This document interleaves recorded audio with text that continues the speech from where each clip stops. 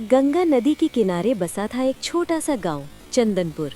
कच्ची गलियां, मिट्टी के घर, सुबह सुबह बैलों की घंटियां और शाम होते ही मंदिर की आरती, यही उस गांव की पहचान थी।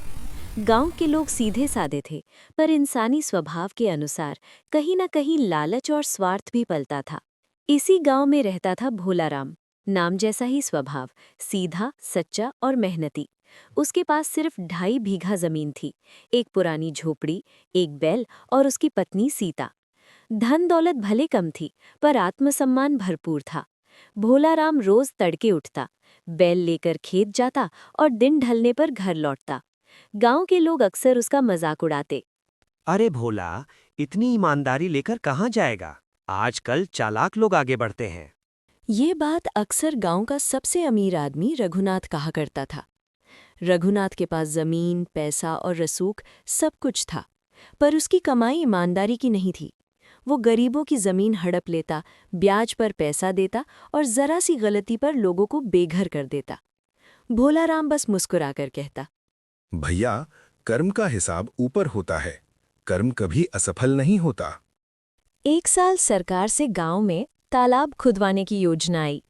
तालाब अगर भोलाराम की जमीन के पास बनता तो उसकी सूखी जमीन भी हरी हो जाती। लेकिन रघुनाथ ने प्रधान और पटवारी को पैसे खिलाकर नक्शा बदलवा दिया। तालाब उसकी जमीन के पास बना। भोलाराम को जब ये बात पता चली तो उसे बहुत दुख हुआ। सीता रो पड़ी। इतना अन्याय सह लोगे? भगवान भी देखते होंगे। भोलाराम ने सीता के आंसू पोंछते हुए कहा, जो बोया है वही काटेगा। देर हो सकती है, पर कर्म कभी असफल नहीं होता। गांव वाले भोलाराम को मूर्ख समझने लगे। कुछ महीने बाद गांव में भयंकर अकाल पड़ा। बारिश नहीं हुई, कुएं सूख गए, लोग खाने के लिए तरसने लगे। एक दिन गांव में एक बूढ़ा फटे कपड़ों में आया। शरीर कांप रहा था, आंखों में भूख साफ झलक रही थी। वो हर घर गया, पर किसी ने दरवाजा नहीं खोला। रघुनाथ ने तो डांटकर भगा दिया। बूढ़ा जब भोलाराम के घर पहुंचा, तब घर में सिर्फ एक ही रोटी बची थी। सीता ने धीमे से कहा, आज यही आखिरी रोटी है। भोलाराम ने बिना सोचे रोटी साधु को दे दी और कहा, भूखे को खाना देना सबसे बड़ा धर्म है। बूढ़े की आंखों में आंसू आ गए। जाते जाते उसने कहा, बेटा, याद रखना, कर्म कभी असफल नहीं होता। अकाल के कारण रघुनाथ की फसल पूरी तरह बर्बाद हो गई।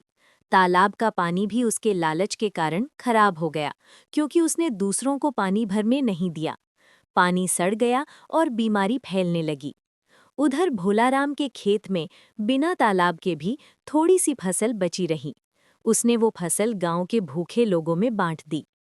कुछ समय बाद गांव में सरकारी जांच आई। रघुनाथ के घोटाले, जमीन हड़पने और रिश्वतखोरी सब सामने आ गए। उसकी सारी संपत्ति जब्त हो गई। लोग जिनसे वो डराता था, वही गवाही देने खड़े हो गए। रघुनाथ सड़क पर आ गया। सरकार ने ईमानदारी और सेवा के कारण भोलाराम को गांव का नया प्रधान बना दिया। उसकी जमीन के पास नया तालाब बना, सड़क बनी और बच्चों के लिए स्कूल खुला। एक दिन रघुनाथ फटे कपड़ों में भोलाराम के दरवाजे पर खड़ा था। आंखों में शर्म थी। मुझे माफ कर दो, भूखा हूँ। जो हुआ वो कर्म का फल था, मैं बदला नहीं लेता। रघुनाथ रो पड़ा।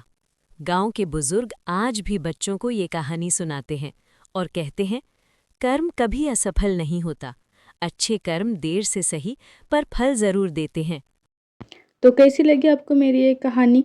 अगर ये कहानी आपको पसंद आए तो चैनल को लाइक, शेयर और सब्सक्राइब ज़रूर से कीजिएगा। मैं ऐसी ही कहानी आपके लिए लेकर आती रहूँगी। उसके लिए बेल आइकन को प्रेस कीजिएगा ताकि मेरे आने वाली वीडियो का नोटिफिकेशन आपको मिल सके। मिलते हैं नेक्स्ट वीडियो के साथ, तब तक के लिए खुश रहिए, मुस्कुराते रहिए।